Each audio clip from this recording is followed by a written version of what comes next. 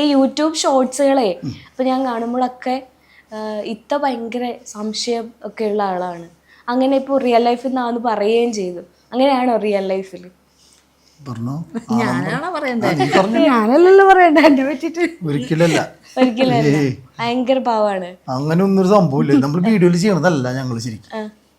വീഡിയോയിൽ കാണണമെന്നല്ല ഞങ്ങള്. ഇപ്പൊ എന്റെ തല്ലണത്, ചീത്ത പറയണത് ചോദിക്കും. ഓ ഭയങ്കര സാധനമാണല്ലോ, ഇങ്ങനെ തന്നെയാണോ വീട്ടിലെന്ന് ചോദിക്കും. ചോദിക്കുന്നവരും അങ്ങനെ കുറെ പേരുണ്ട് കേട്ടാ. ശരിക്കും അങ്ങനെയല്ല, ശരിക്കും അങ്ങനെയല്ല. അപ്പൊ ഈ കണ്ടന്റുകളൊക്കെ ആരുടെ മനസ്സിൽ ആദ്യം വരിക? ഇക്കാടെയാണോ ഇത്താടെയാണോ? എന്റെ മനസ്സിലൊന്നും വരില്ല, ഒക്കെ ഇക്കടെ മനസ്സിൽ തന്നെയാ. ഒക്കെയാണ് ഇതിന്റെ മെയിൻ ആള്. നമ്മള് വെറുതെ നിന്ന് കൊടുക്കുക, അഭിനയിക്കുക, പറഞ്ഞു തരിക, അതന്നെ. പല കണ്ടന്റുകളും വരുമ്പോഴും അതിനകത്തൊക്കെ ഫാമിലി മെമ്പേഴ്സിനെ ഇൻക്ലൂഡ് ചെയ്യിപ്പിക്കും. ഫോൺ വിളിച്ചിട്ടാണെങ്കിലും ബാപ്പ, ബ്രദർ, അങ്ങനെയുള്ള അവരുടെയൊക്കെ പേരൊക്കെ ആണെങ്കിലും അവരെ നെഗറ്റീവ് ആയിട്ടുള്ള രീതിയിലാണ് നിങ്ങൾ പ്രസന്റ് ചെയ്യുന്നത്. അപ്പൊ അവരിതൊക്കെ കണ്ടിട്ട് എന്താ പറയുന്നത്? അവർക്ക് കുഴപ്പമൊന്നുമില്ല. ഇല്ല, ഓക്കെയാണ്. അതൊക്കെ നമ്മൾ അഭിനയിക്കുന്നതാന്ന് അവർക്ക് അറിയാലോ. എന്നാലും എന്റെ പാപ്പ ഗൾഫില്ല, അപ്പൊ വിളിക്കും, ഇങ്ങനെ ഓരോന്ന് കാണുമ്പോ പറഞ്ഞിട്ടുണ്ടല്ലോ, അങ്ങനെ. അല്ലാണ്ട് വേറെ കുഴപ്പമൊന്നും അവർക്കറിയാത് നമ്മൾ അഭിനയിക്കല്ലേ. ആദ്യം ഇവളുടെ വാപ്പ ഫേസ്ബുക്കിൽ വീഡിയോ ഷെയർ ചെയ്തത് എനിക്ക് ഞങ്ങള് ഇട്ട് കഴിഞ്ഞാൽ അപ്പൊ ഷെയർ ചെയ്യും. അപ്പൊ ഒരാളുടെ അക്കൗണ്ട് നോക്കിയാൽ ആളുടെ പേരിലെ അക്കൗണ്ടിൽ എന്റെ വീഡിയോ എടുക്കുന്നുണ്ട്. അപ്പൊ എന്നിട്ട് പറയും നമ്മുടെ അടുത്ത്, വാപ്പ കിട്ടിട്ട് പണിതൂലേ എന്ന് പറയും. വിളിക്കും. അപ്പന്നെ കണ്ട അപ്പന്നെ വിളിക്കും. ഫേസ്ബുക്കിന്റെ ആളാണ്, വിദേശത്താണല്ലോ. പിന്നെ അതൊക്കെ ആയിരിക്കുമല്ലോ എന്റർടൈൻമെന്റ്. ഇപ്പോൾ സാധാരണ നമ്മുടെ ഒരു ഇപ്പോഴത്തെ കാലഘട്ടത്തിൽ കുറേ മാറ്റം വന്നെങ്കിലും ഈ മുസ്ലിമിലുള്ള പെൺകുട്ടികൾ പുറത്തേക്ക് ഇറങ്ങില്ല, അല്ലെങ്കിൽ അങ്ങനത്തെ കുറേ റെസ്ട്രിക്ഷൻസ് ഉണ്ടായിരുന്ന കാലഘട്ടത്തിലാണ് നമ്മൾ പോകുന്നത്.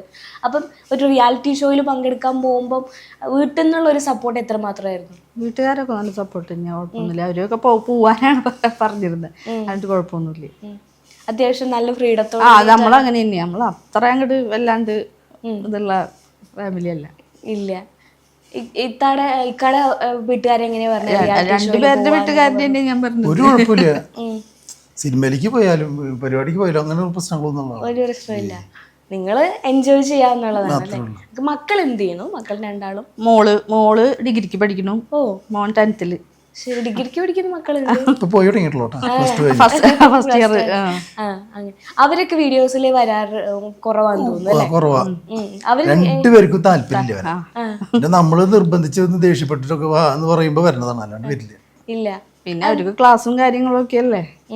പിന്നെ ഒരു നമുക്ക് വീഡിയോ പിടിച്ചു തരാനും ഇതിനൊക്കെ നിൽക്കും. ക്യാമറ ഹാൻഡിൽ ചെയ്യുന്നത് മക്കളാണ്. അവർക്ക് സ്കൂളിൽ ആ ദിവസം ഞങ്ങൾ തന്നെ വല്ലയിടത്തൊക്കെ ഇങ്ങനെ വെച്ച് അങ്ങനെ പിടിക്കും. ഞങ്ങള് വല്ലപ്പോഴൊക്കെയാ ചെയ്യാറ്, എല്ലാ ദിവസവും വീഡിയോ ചെയ്യില്ല. അതെന്താ കണ്ടിന്യൂസ്ലി വീഡിയോസ് വരാത്തതിന്റെ കാരണം?